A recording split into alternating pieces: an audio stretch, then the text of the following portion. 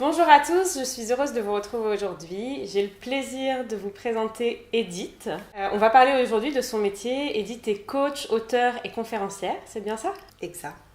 Super. Est-ce que tu pourrais du coup me dire comment est-ce que tu en es arrivée à faire ce métier-là? Oh oui, c'est un long chemin. Ok. C'est un très long chemin parce que je dis parfois les chats ont 7 vies, moi j'en ai eu 4 carrières.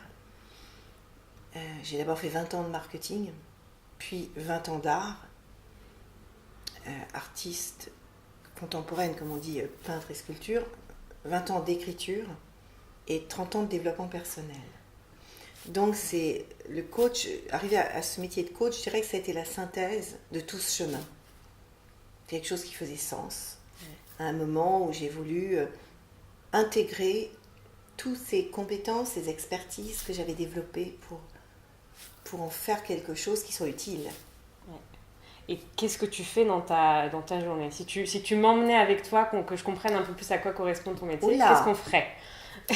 Des interviews, tu serais là Par avec moi. exemple? Des conférences. Ouais. Des conférences sur les femmes, le rayonnement, sur l'art de développer sa véritable puissance. Tu créerais des programmes en ligne avec moi, Ouais. c'est-à-dire que tu créerais de la matière pour que les gens de chez eux puissent contacter leur profondeur et se mettre en action en étant guidés, comme dans un livre, mais un livre en ligne. Tu me verrais faire des webinaires, des conférences en ligne. Tu me verras aller dans les grands routes de la profession, une fois à Lisbonne, une fois à Budapest, une fois à Bangkok. Voilà. Tu fais des séances de coaching aussi? Et bien sûr, des séances de coaching en ligne ou en frais aussi, absolument. Et tu écris? Et tu me verrais aussi écrire. On aurait besoin Si de tu plus venais, de 24 heures. Mais oui, parce que alors, s'il y a bien un métier, on est en multitasking, c'est dans ce que je fais aujourd'hui. Parce que tu as tellement de choses à gérer en parallèle. Tu me verras aussi aller sur les réseaux sociaux. Oui, C'est important. La communication dans mon métier est essentielle. Donc, tu me verrais faire des milliers de choses. Et parfois, tu te demanderais où est le fil conducteur. Et le fil conducteur, justement, qu'est-ce que t'aimes dans ce métier? Qu'est-ce qui te plaît dans ce métier plein de facettes? Moi, ce que j'aime le plus dans ce métier, c'est la rencontre des autres. Et c'est sentir que par la rencontre, l'autre grandit. Et je grandis aussi. Mais comme je suis coach, je suis surtout là pour faire grandir l'autre, plutôt que grandir moi-même, même si les coachs grandissent de leur coaching. Tout à fait. Donc, ce qui me passionne, c'est... Tu vois, aujourd'hui, je recevais un mail, par exemple, d'une femme qui m'a vue dans une interview de 45 minutes avec Olivier Roland sur le branding. Puisque venant du luxe, marketing du luxe, pendant des années, j'ai acquis une compétence en branding très forte. Et Olivier, qui est un grand blogueur, qui a créé la formation Blogueur Pro, dont je fais partie. Et qui est aussi un de mes amis. D'ailleurs, il a mis cette vidéo dans le programme Blogueur Pro. Et donc, je recevais un mail ce matin d'une des participantes du Blogueur Pro qui m'a dit « Edith, merci. J'ai été tellement touchée par cet échange avec Olivier. J'ai pris tellement de notes que j'ai enfin trouvé la mission de vie que je cherchais depuis des années. » Donc, tu vois, ce qui me fait vibrer, c'est quand des personnes ont vraiment des déclics tellement importants et que j'ai contribué à ça. Ça, c'est ce qui me fait vibrer le plus. Ce qui me fait vibrer, c'est aller sur scène. Parce que là aussi, c'est comme ça que tu m'as rencontrée. C'est cette vibration, cet échange, la vitalité, puis transmettre. Donc, c'est la transmission, la transformation, le jeu. Ouais. Il y a beaucoup de jeux. Oui, c'est vrai que sur scène, donc on s'est rencontrés au sommet international de l'entrepreneuriat féminin. Ouais. Et en effet, sur scène, tu avais l'air de prendre beaucoup de plaisir. Ah oui, moi j'adore. Donc c'est du jeu aussi. Ce que j'aime dans ce métier, c'est qu'on peut jouer. On n'est pas obligé de se prendre au sérieux. On n'est pas obligé de se déguiser. Au contraire, c'est un métier qui, et j'en ai fait beaucoup d'autres avant, je ne dirais même pas permet, mais exige de l'authenticité. Parce que pour être efficace avec l'autre, il faut quand même être très authentique. On a un métier, on a des façons de gérer les problématiques, quand on fait du coaching, quand on crée des programmes en ligne, quand on fait des conférences, il y a des structures, mais ce qui fait que ça passe et que l'autre se sent touché. Donc, s'il est touché, il va bouger. S'il va bouger, il va y bouger en bon sens. C'est l'authenticité. Et moi, ce que j'adore dans ce métier, c'est qu'il me permet, il me demande d'être moi-même. Ce qui n'est pas toujours simple, parce que parfois, on se demande qui on est. Ça qui sommes bien chercher aussi. Donc, ça fait grandir. Qu'est-ce que j'aime d'autre? Ça me fait voyager. J'adore voyager. Animer le mastermind d'Olivier à Bangkok. Son mastermind VIP, c'était top quand même. Donc ça fait voyager, ça fait rencontrer des gens très différents. Ça me donne aussi beaucoup de temps chez moi. J'ai la liberté absolue de mon timing. Il y a beaucoup de choses que j'aime dans ce métier. C'est bien, ça veut dire que tu as réussi à trouver un métier qui te correspond. Oui, il est à ma main. Ouais. À ma main. Oui, parce qu'en fait, ce métier de conférencier, d'auteur, de coach, tu le fais avec qui tu es, avec ce que tu veux. Il n'y a pas de normes. C'est un métier où tu vas créer chaque jour ta valeur. Tu te lèves le matin, tu as le choix. Tu peux aller dans ton atelier bureau ou pas, déjà, tu as la liberté. Et puis, tu peux choisir ce que tu vas faire. Donc oui, c'est un grand métier de liberté, mais beaucoup d'exigences aussi. C'est un métier où il y a beaucoup d'exigences. Mais en attendant, je trouve que c'est un métier de liberté, parfois de solitude, d'où la nécessité de s'entourer, créer des réseaux. Parce que quand tu rentres en entreprise, moi j'étais en entreprise pendant 20 ans, d'abord tu as la stratégie qui est au-dessus, même si tu contribues à la créer. Comme j'avais direction marketing, je la créais, la stratégie aussi. J'y contribuais, mais je n'étais pas seule. Il y avait des équipes, il y avait direction générale, il y avait des présidences, il y avait des équipes en dessous. Là, on est quand même beaucoup plus confronté entre soi et soi. Donc, pour répondre aux questions, quand on veut faire une réunion, il y a moi, puis il y a moi, puis de temps en temps, ça tourne en rond. Donc, qu'est-ce qu'on fait? On va chercher des mentors, des gens à l'extérieur avec lesquels on travaille. Et c'est d'ailleurs devenu mon deuxième métier. C'est mentorer des gens qui, comme moi, ont découvert que dans ces métiers-là, on est seul. Et si on veut avancer beaucoup mieux, on va avoir besoin de personnes qui ont fait le chemin, qui ont des compétences qu'on n'a pas encore, et nous faire des raccourcis. Moins d'erreurs, aller plus vite, moins d'essais-erreurs, parce que souvent on essaye, et gagner du temps, gagner donc de l'argent, parce que le temps c'est aussi de l'argent.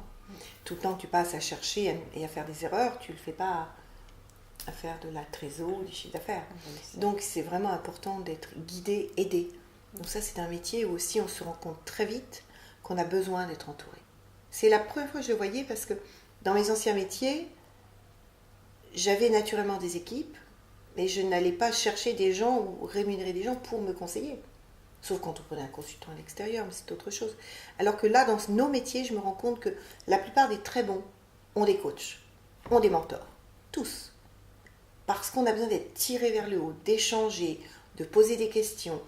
Et puis ça évolue tellement vite sur le plan des technologies aussi, qu'on a besoin en permanence d'être up-to-date, comme on dit, c'est vraiment de se mettre à niveau, tu vois. On ne peut pas être expert dans tous les domaines non plus. Quoi. Maintenant, je ne sais pas si nos auditeurs connaissent vraiment notre métier, parce que après, la vraie question, c'est un métier tellement spécifique, notamment les métiers de web entrepreneur. Je ne sais pas si vous connaissez, mais c'est très particulier. C'est l'interaction entre vous qui êtes chez vous, et nous qui sommes derrière la caméra, par exemple, comme maintenant. Donc, il y a aussi cette particularité qu'il y a un métier qui s'invente. Il est récent. Il a 15 ans, 10 ans. Donc, tu vois, c'est très récent. C'est un métier qu'on est en train de créer. On est en train de créer des codes, on est en train de créer des façons de le faire. C'est chouette. On est des défricheurs. C'est un peu le gold rush des années de la fin du 19e siècle. Avec ceux qui vendent des pelles et des pioches, qui vendent des systèmes, puis ceux qui vont aller chercher de l'or. Et chercher de l'or, c'est chercher de la matière, de la valeur qu'on va partager avec les personnes qui sont de l'autre côté, qu'on ne rencontre pas toujours. C'est un métier fascinant. Ben oui, c'est encore plus fascinant quand tu le dis là. Il y a à la fois beaucoup d'abstraction. Les réseaux Facebook, par exemple, tous les réseaux sociaux, c'est abstrait. Ah, j'ai 1500 amis. Ok, j'en ai rencontré 10, par exemple. Mais je suis amie avec toi. Et quand on creuse un peu, on se rend compte qu'on peut tisser des vrais liens. Ça aussi, c'est nouveau. Hier, j'étais sur la péniche de Miss Marketing, d'Ouama Julie, qui est une fille magnifique. Et on était une vingtaine d'experts. Et l'une d'entre elles me dit, tu sais, on est amis sur Facebook. Je te connais. J'en ai beaucoup. Mais c'était drôle parce que quand on s'est rencontrés, on s'est prises dans les bras et on se connaissait quelque part. Parce qu'elle m'avait tellement vue sur les réseaux exprimer en développement personnel, sur certaines choses de ma vie, mais orientée toujours dans le changement, la progression, que quand on s'est croisés, elle me connaissait. Et la connexion s'est faite tout de suite. Ou alors souvent quand je vais dans des réseaux professionnels et je rencontre des gens qui ont acheté mes programmes en ligne, programmes sur le couple, programmes sur la sexualité, programmes professionnels, elles sont de l'autre côté. Elles me voient, elles, dans les vidéos, dans les échanges, elles me voient en webinaire, donc en conférence en ligne, mais moi je ne les vois pas. Non. Et tout d'un coup elles me disent « Edith, c'est vous, je peux vous prendre dans les bras ?» Et schlac. Donc ça c'est la particularité de ce métier où on développe des relations virtuelles. Donc il faut peu de choses pour qu'elles basculent dans une véritable relation. C'est un chouette... et ça c'est quelque chose d'assez magique. Ouais. Et c'est pour ça que je te dis, on parlait de l'authenticité, plus dans ces métiers virtuels. On est dans l'authenticité, on parle... Moi là je vous parle de moi en toute transparence. Je suis moi-même. Certains d'entre vous vont être touchés, d'autres moins. Mais ceux qui vont être touchés, si après ils me croisent dans un endroit ou un autre, dire « Edith, ça m'a tellement parlé ce que vous avez dit. » On va se prendre dans les bras, il va se passer quelque chose. Et c'est ça qui est fantastique aussi, c'est que plus on est authentique, au-delà de l'expertise qu'on apporte, parce qu'on est là pour apporter de la valeur, que ce soit pour moi du marketing, de la stratégie, de la visibilité, des techniques de communication, ou surtout l'art d'être soi, de dépasser ses peurs. Tu sais, j'ai fondé le slam. Oui, ils en parlaient. À mon âge, je suis slameuse. Ouais, c'est bien. On travaille de quoi ? Le S, c'est le sens.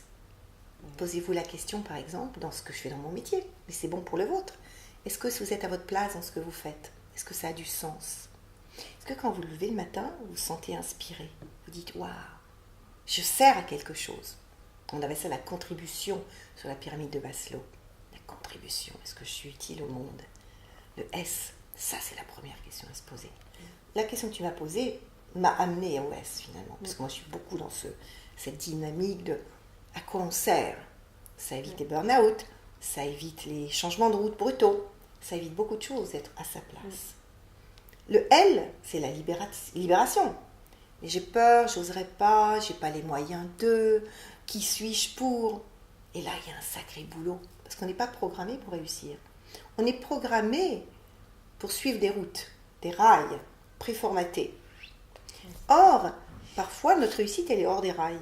Donc, il faut se libérer des injonctions des parents, des chemins tout tracés, de la société, du regard des autres, de nos peurs, de nos croyances, de nos limitations. Vous connaissez certainement cette phrase de Marianne Williamson. On a bien plus peur de sa lumière que de son ombre. Qui suis-je dans un monde qui est finalement très difficile ? Ouh là là, qui suis-je pour être vivante ? Pour dire, moi, j'ai envie d'être heureuse. Donc, il faut se libérer de ça. Le A, c'est s'autoriser à agir. Et là, on va mettre en action tout ce qui va faire que notre vie sera conforme aux attentes qu'on en a et ce que l'on est. Puis là, le M, c'est garder la motivation en permanence, c'est toujours dans ce mouvement perpétuel. De construction. Voilà. Donc, tu vois, faut pas me poser des questions trop vastes parce que je peux t'emmener très loin. Et là, j'ai même pas envie de faire de transition sur la prochaine parce que ça fait repartir dans un côté un peu plus négatif. Mais quel serait pour toi, il y a énormément de choses qui te passionnent dans ton métier, mais les côtés un peu plus négatifs, les inconvénients et les challenges. Alors, les côtés négatifs, je l'ai abordé, c'est la solitude. Ouais, t'en as parlé. Et le manque de vis-à-vis, parce qu'on est son propre stratège, son propre directeur de communication, son propre coach. Et coacher, c'est se remettre en cause, donc de temps en temps. Alors, le multitasking dont on a parlé tout à l'heure, c'est aussi qu'on fait tellement de choses. Quand je t'ai mis la liste après vers de ce que tu feras avec moi, c'est que si tu me suivais une journée, une semaine, un mois, c'est que c'est parfois très fatigant parce qu'on est... Moi, j'ai parfois l'impression, et en ce moment, je suis très fatiguée, ça se voit peut-être pas, mais je suis assez épuisée, parce que je dois prendre beaucoup de temps pour me poser en me disant quelle est la priorité. Je peux faire ça. Ah, j'ai pas fait ça. Où est la priorité ? On resserre moins de temps sur les réseaux sociaux et plus intelligemment, restructurer, organiser. Donc je dirais que ce qui est difficile, c'est une organisation, surtout au début où on met tout en place. Quand on a fait 5-10 ans, on a des rails, tu vois, mais des rails qu'on a construits soi-même. Mais au début, pour tous ceux qui démarrent, on a l'impression qu'on peut tout faire, on a envie de tout faire et on se ramasse. Parce qu'en faisant tout, on ne fait rien de bien. Donc ça, c'est la première chose. La seconde, c'est qu'au début, il faut beaucoup investir. Beaucoup investir à la fois en temps, en énergie et même financièrement. Parce que ce sont je dirais que le ticket d'entrée du métier est très faible sur le plan du sujet. Parce que n'importe qui peut faire, par exemple, un travail de web entrepreneur à partir de rien. D'ailleurs, c'est ce qu'on nous vend. Tu peux à partir de ta propre expérience. Mais en revanche, là où il y a un ticket d'entrée que je considère comme élevé, c'est tellement un métier tellement complexe avec tellement de clés, et tu le sais puisque tu rentres dedans aussi, que pour acquérir les niveaux de compétences marketing, stratégique, technique, visibilité, communication, humaine, parce qu'on est amené à se mettre en lumière, organisationnelle, c'est très compliqué et ça ne s'acquiert pas comme ça. Moi, si j'avais pas eu 20 ans de marketing derrière moi, et si j'avais pas écrit des livres et fait tout ce que j'ai fait, j'aurais pas fait en 1 an et demi tout ce que j'ai fait. Jamais. Je galère. Jamais. Hein, c'est clair que c'est... Donc, et là, ça veut dire quoi? Qu'il faut se faire aider. Et donc, il y a un investissement réel. Donc, il faut se donner les moyens d'investir. Il faut aussi trouver une focale. Pas faire trop large, ça sert à rien. Choisir et garder le track une fois que tu l'as trouvé. Je dirais que c'est les 2 inconvénients. C'est tout. Très bien. Et quelles sont selon toi les compétences personnelles, les qualités personnelles, les compétences? Tu en as parlé d'un certain nombre aussi. Est-ce que celles qui te paraissent le plus important, la flexibilité, le multitasking, le fait de savoir travailler tout seul aussi, il y en a beaucoup. Alors, ouais, je dirais qu'il faut partir d'abord, et je reviens au slam, mais quelque part, il faut très vite être capable de se poser la question, pourquoi je veux faire ça, qu'est-ce que je veux apporter, à qui, comment. Donc c'est déjà bien se poser. La première qualité, c'est une qualité humaine, d'ouverture à soi et d'humilité, pour dire, je sais que je ne sais rien, où est-ce que je vais trouver suffisamment d'énergie, de flux, pour pouvoir mettre tout ce que je vais avoir à mettre au fil du temps. Donc ça, c'est la première chose, la qualité de se remettre en cause et une qualité d'ouverture. Ensuite, je pense qu'il faut beaucoup de qualités à la fois techniques, humaines, relationnelles, marketing. Et sinon, en tout cas, avoir cette curiosité. Il faut les acquérir très très vite. C'est indispensable. Il faut de la résistance. Résistance, il faut être capable d'être autonome, parce qu'on ne peut pas tout de suite être aidé. Il faut être capable aussi d'être autonome, c'est-à-dire qu'on va apprendre beaucoup toute seule. Toi, tu vois, par exemple, tu as investi en programme d'Olivier, blogueur pro. C'est toi qui vas faire le boulot. Tu n'es pas à l'école avec une prof et un répétiteur. Tu as fait comme moi des grandes études, c'est plus pareil. Tu es seul face.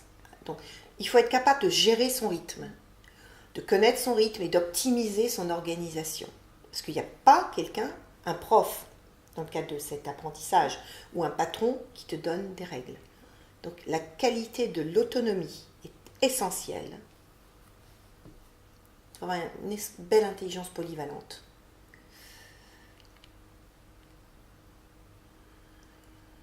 Ça en fait déjà beaucoup, hein. Ouais, non, il faut beaucoup de qualités. Je sais pas, toi tu en vois d'autres, parce que tu commences. Justement, moi maintenant, ça fait longtemps, donc j'ai passé ces caps-là, donc peut-être que j'ai oublié, mais toi, qu'est-ce que tu ressens comme qualité nécessaire? Il faut beaucoup d'auto-motivation. Je crois que c'est vraiment à l'heure actuelle ce que je rencontre le plus, de se dire, de croire en soi. Et pour ça, il faut être à la bonne place. Voilà, si tu as bien répondu au S, le sens profond, si tu as bien libéré ce qui pourrait t'empêcher d'avoir accès à ta puissance, à ta confiance en toi, à ton estime de toi, tu peux y aller. Je pense qu'aussi il y a un autre facteur qui est indispensable, et c'est pour ça que j'ai monté mes masterminds. Il faut un entourage.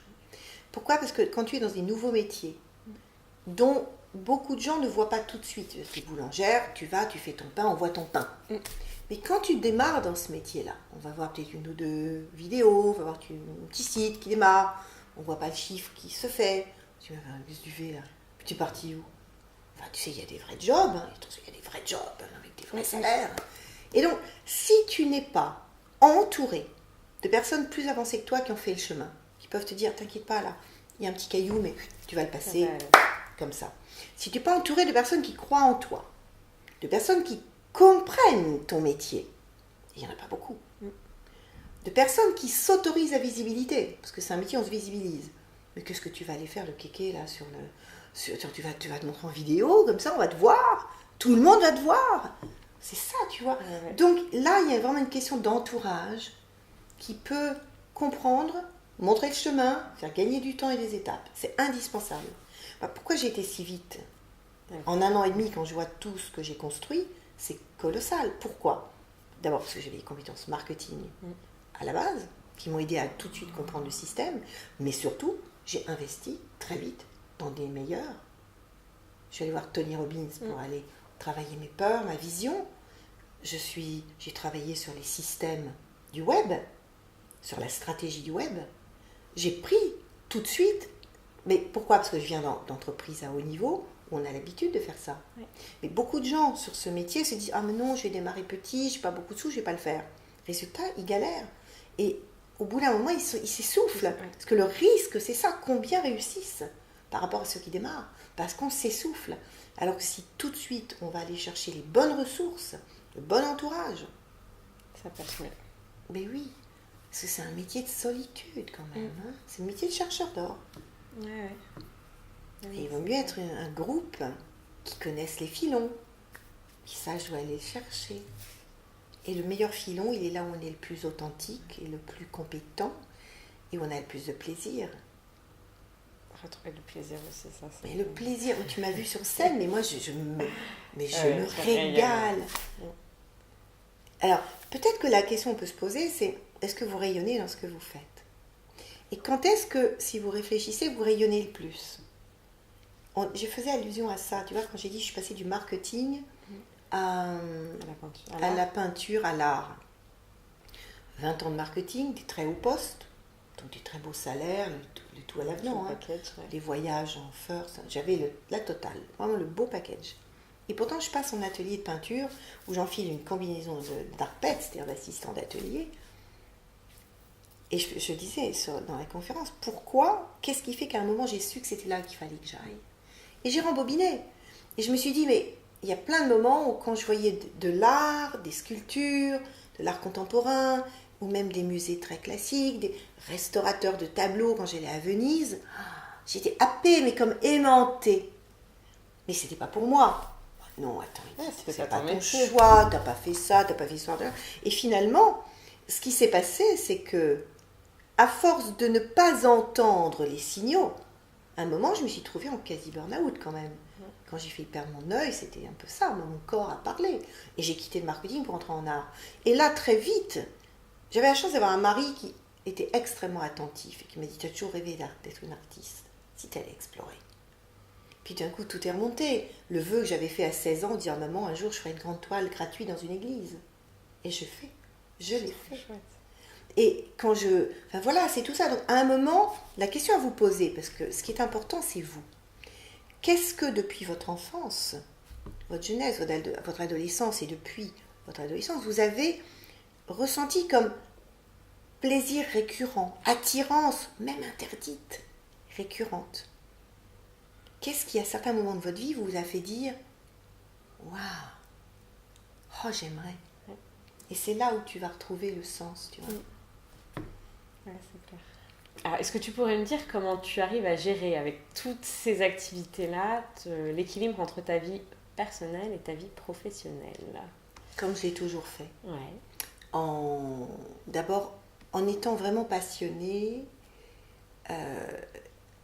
je pense que j'apporte de la joie dans la famille. Je pense qu'en vivant passionnément, on transmet du temps de qualité et du temps passionné. Moi, j'ai jamais donné du temps en masse aux enfants. En revanche, quand je peignais, par exemple, Marie, qui était petite, elle est née quand j'ai commencé à peindre, donc jusqu'à 10 ans, venait avec moi à l'atelier les après-midi quand elle terminait la classe. Elle s'installait, elle jouait, elle peignait, et c'était magique. Et je me souviens qu'elle m'a envoyé un jour une carte postale écrite à la main. À l'époque, personne n'écrit que à la main. Et j'avais une conférence en ligne le soir même pour parler de oser vivre passionnément, votre famille ne sera que plus heureuse. Je suis quand même t'es un peu gonflé, parce que comment tu peux dire ça finalement? T'as quand même beaucoup roulé pour toi. Je reçois par la poste ce jour-là un courrier de ma fille me disant: maman, je me souviens des odeurs d'atelier, c'était magique. Et elle me dit: mais merci maman d'avoir partagé tout ça avec moi. Tu avais raison, il est important de créer des souvenirs. Et donc je dirais ça, dans le couple, j'ai toujours beaucoup participé à ce que fait mon mari. Et là, il était à la conférence, il était là à filmer. Il a pris du temps pour moi. On prend du temps l'un pour l'autre. Et quand on est en parenthèse amoureuse, on y est total. Donc je pense que c'est communiquer de la passion et du bien-être et pas de la frustration. Organiser des bulles, les parenthèses. Et puis surtout, on s'est toujours dit, nous, 1 + 1 = 3. Ma passion est au service du couple. Sa passion est au service du couple. C'est-à-dire que chacun sait où il va pour lui et pour l'ensemble. Donc c'est une vision. On a beaucoup intuitivement travaillé la vision de ce qu'on voulait construire ensemble. Et ça fait 30 ans qu'on est amoureux. Et je pense que tant qu'on est dans la passion, on est dans le partage, on est dans l'enthousiasme. Après, il faut négocier, il y a des moments plus difficiles. Une autre clé, l'organisation. L'organisation, on s'est toujours donné les moyens financiers de s'organiser. Moi, j'ai toujours eu des nounous, parce que je me suis créé une valeur financière dédiée à ça. C'est-à-dire, j'ai toujours eu un budget. Quand mes amis faisaient des économies là-dessus, j'ai dit jamais. Moi, j'aurai toujours quelqu'un qui peut assurer le quotidien des enfants et je me suis donné les moyens, parce que je ne suis pas née avec. Je les avais pas. Je ne suis pas née d'une famille richissime du tout. Mais très tôt, je me souviens parce que dès ma première année de travail, j'ai dit: je ne ferai pas le ménage, par exemple. Mon temps est plus précieux ailleurs. Donc ça peut choquer peut-être des personnes. Et je ne peux pas. C'est pas vrai. C'est un choix. Moi, j'ai toujours choisi de déléguer là où je ne peux pas apporter de valeur. Ça ne veut pas dire que je ne fais rien. Je fais des choses, je fais la cuisine, je range, etc. Mais on s'est donné les moyens. Vraiment. C'est un choix délibéré de libérer du temps et de l'espace pour que la passion nourrisse notre vie et celle d'autrui. Pour faire d'autres choses que tu préfères par rapport... Exactement. Mais ça, c'est un choix. Et bon, je vois autour de moi, il y a des gens qui n'osent pas. Oh non, on te rend compte, ça coûte. Bah oui, mais regarde le temps que tu passes et la mauvaise humeur que tu y mets, si tu la mettais autrement, qu'est-ce que tu pourrais créer comme valeur? Et oui. Donc là, je sais que je suis très provocante, mais je le fais exprès. Et c'est une bonne transition, parce que je ne veux pas parler de salaire, mais je veux comprendre si, entre l'implication que tu as dans ton métier et les revenus que tu gagnes, tu trouves qu'il y a un bon alignement. Et aussi, est-ce que le salaire, c'était une motivation dans le choix de ce métier-là? J'ai mal situé sur ta réponse. Je vais passer à la deuxième partie de la question. Est-ce que c'était une motivation? Non. En aucun cas, parce que la première année, je n'ai pas gagné un centime, j'ai investi. La première année, j'ai même investi beaucoup pour construire tout ce que j'ai fait. Et ce n'est qu'au bout d'1 an et demi que les revenus sont venus. Et après, ça dépend. Je dirais que dans notre métier, parce que ce que moi je fais n'a pas beaucoup, c'est pas le reflet du métier forcément. Tu peux faire d'un salaire de cadre à un salaire énorme.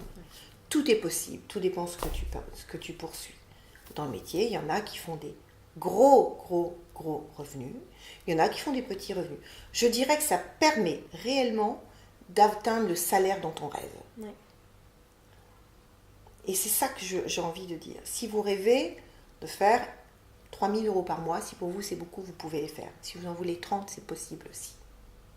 Tout dépend de ce que vous visez. Il y en a qui font beaucoup plus. Il y en a qui font moins. C'est vraiment... C'est pour ça, t'as aucune garantie. La stratégie, ta puissance, ta conviction intérieure va déterminer ton salaire. Il n'y a rien d'écrit. Si tu veux beaucoup, tu peux faire beaucoup. Mais tu vas devoir mettre en place une stratégie qui te permet d'arriver à ça. Et surtout, à l'intérieur de toi, être clair avec ça. Oui, je peux gérer des très gros revenus. Ça ne va pas trop déstabiliser tout mon équilibre intérieur. Il y a des gens pour qui, tout d'un coup, avoir des grosses rentrées, ils rentrent dans leur coquille, ils ont peur. Oui, ou ça fait chuter aussi. C'est pour ça. Donc, là, tu vois, je pense qu'il est plus important d'aborder le sujet via qu'est-ce que vous avez aujourd'hui comme vision du salaire dont vous avez besoin. Fixez-le. Et là, vous allez mettre en place cette stratégie qui permet de l'atteindre. Et si après, vous êtes passé de 3 000 à 5 000, 8 000, 15 000, c'est possible. Mais ça se fait par plateau, par palier. Et puis, il faut être juste avec ça. Moi, j'ai jamais couru après l'argent et j'en ai finalement toujours reçu. Paradoxalement. Parce que c'est pas ma focale. Mais j'ai eu des bons salaires, j'ai eu des bons trucs. Et j'ai su que quand il n'y en avait pas, c'était le temps de la... J'ai toujours considéré qu'il y avait le temps de la... où tu sèmes et le temps de la récolte. Et je ne mélange pas les deux. J'ai eu un temps dans la... J'ai beaucoup semé pendant 1 an et demi. Et j'ai récolté un peu quand même, bien sûr, parce que si tu sèmes bien, tu récoltes. Mais si tu veux des grandes récoltes, il faut semer un petit peu autrement. Ça vous paraît peut-être un peu abstrait, mais pas tant que ça. D'abord, on investit, on pose les choses. Et il faut toujours bien se caler. Combien je veux investir, combien je veux. Et ça s'arbitre. Voilà. Alors, je vais rentrer un peu plus dans le détail, mais dans ton métier, qu'est-ce qui te rend heureuse et qu'est-ce qui donne un sens à ta vie? Alors, qu'est-ce qui me rend heureuse? L'échange, la rencontre, la sensation de faire vraiment partie des personnes qui contribuent à changer le monde, à bouger les choses. Voir des gens qui m'écrivent en me disant Edith, vous écoutez, ça a changé quelque chose de profond en moi. La liberté, la créativité, le jeu. Oui, c'est ça. Alors, est-ce que tu dirais que ton travail te permet d'avoir un impact sur le monde? Et si oui, quel est cet impact et en quoi c'est gratifiant pour toi? Tu t'as un petit peu répondu dans la question. Quand on va sur mon site, je parle de faire partie d'une communauté d'excellence. Je m'adresse beaucoup aux femmes. 95% de femmes, 5% d'hommes. Et ce qui vraiment me motive, moi, c'est de... Je vais répondre presque autrement. J'étais chez Tony Robbins, on faisait un exercice, quel est votre plus grand rêve? Mon plus grand rêve, c'était d'être sur scène, devant des centaines, des milliers de personnes. Pour l'instant, je suis allée jusqu'à 500 personnes. Et ce que je veux dire par là, c'est que mon rêve, c'était de monter sur scène. Et quand j'ai fait la visualisation, je monte sur scène et tout d'un coup, il y a 10 femmes magnifiques qui montent avec moi. Ce jour-là, qu'est-ce que j'ai compris? Que ce métier m'intéressait pour partager la scène, pour partager de la valeur, qui elle-même va être repartagée. Donc, contribuer à changer le monde, c'est contribuer à changer, c'est comme, tu sais, tu envoies une pierre dans l'eau, un premier cercle, un deuxième cercle, un troisième cercle. Donc moi, ce qui m'intéresse, c'est de susciter des vocations autour de moi pour des personnes qui vont elles-mêmes contribuer à susciter d'autres vocations, susciter d'autres vocations. Et là, le monde changera. C'est pas moi ou toi qui allons changer le monde. C'est cette multitude de personnes que nous contaminons par le plaisir, par le désir de grandir ensemble, qui va changer le monde. Nous sommes des cellules d'un grand corps. Et moi, je préfère travailler avec des cellules saines et vives, ou en tout cas les assainir. Ouais, j'adore ce que tu viens de dire sur la vocation, parce que c'est exactement ce que j'ai voulu faire via ce projet-là, en fait, de réussir à transmettre via les yeux, via les vidéos, Bien du coup, sûr. parce que je ne suis pas encore sur scène, mais cette passion et d'aller créer cette petite étincelle dans les yeux des gens qui vont regarder et ça, c'est vidéos, pas du marketing. On est au A de marketing après avoir fait le S du sens et le L de la libération. Il faut oser. Alors moi, je dis pas je change le monde. Je dis je contribue. C'est le colibri, comme on dit. Et je contribue voilà. Et c'est vraiment être il faut à la fois beaucoup finalement d'orgueil quelque part et beaucoup d'humilité. L'orgueil de se dire je suis quelqu'un de puissant et magnifique et je peux contribuer. Et l'humilité de se dire je ne suis magnifique que parce que je suis connectée à quelque chose de grand en moi, qui part de mon enfant intérieur, qui est extraordinairement riche, vivant, et puis à quelque chose de plus grand auquel moi, profondément, je crois, parce que mon site, c'est vraiment au cœur de l'être, au cœur de la puissance intérieure. Et juste, je sais que je vais toujours emmener assez loin, mais c'est mon côté philosophe. J'ai un filleul autiste, Maxime. J'ai donc vécu, il a 30 ans maintenant, depuis qu'il est né, j'ai vécu avec quelqu'un qui est porteur d'un handicap très compliqué, il est mutique, il ne parle pas. Et Maxime n'a eu de cesse de me ramener au sens profond, à ce qui est essentiel, à ce que vraiment on peut comprendre de l'autre. Il a été mon maître pour dire, moi peut-être que je ressemble comme ça, mais je suis puissant aussi. Et en découvrant la puissance de Maxime, j'ai compris qu'on est tous puissants. En le reconnaissant, je lui donne l'être. Mouyadine Ibn Arabi, grand sage andalou. En le reconnaissant, je lui donne l'être.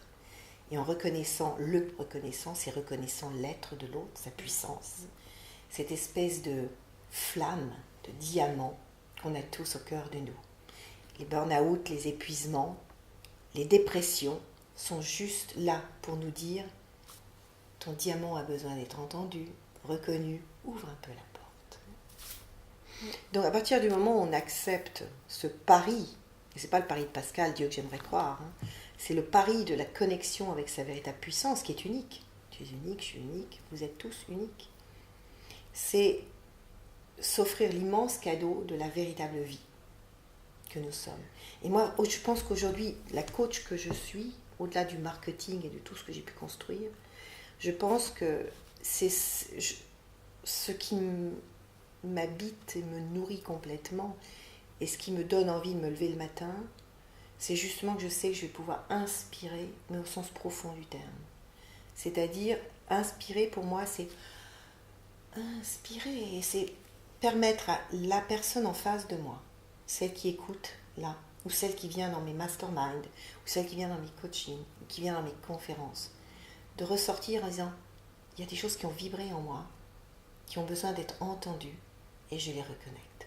Et je crois que ma vraie posture aujourd'hui, c'est d'être une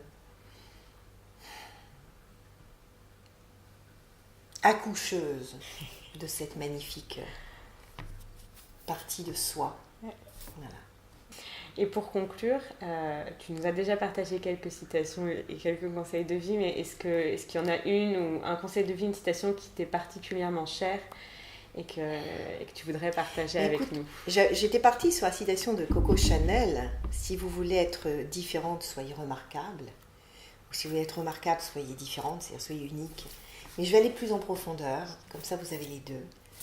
Mon père, qui était un homme extrêmement brillant, astrophysique, physique quantique, musicien, l'oreille absolue, un grand monsieur. Et on faisait la ferronnerie d'art. Et ce qu'il nous a dit quand il est décédé, c'est « Ne reprends pas cette erreur, et fort celui qui ose dire son cœur, pas celui qui s'y cache. » Oser dire son cœur, c'est reconnaître ses émotions. C'est se mettre à l'écoute de ce qu'on ressent vraiment et oser le déposer. Et fort celui qui ose dire son cœur, pas celui qui s'y cache. Donc ça serait une petite... C'était la fête des pères il n'y a pas très longtemps. C'est ma façon de lui envoyer un petit clin d'œil. Voilà. Très beau. Je te remercie beaucoup pour ce partage. Merci Edith. On est à la fin de cette interview. C'était un très bel échange pour moi après avoir eu la chance de te rencontrer lors de cette conférence. Et je suis heureuse d'avoir partagé ce moment avec toi. J'espère que cette interview vous aura inspiré, vous aura permis de découvrir un peu plus le métier très complexe d'Edith. Et je vous dis à très bientôt pour de nouvelles interviews.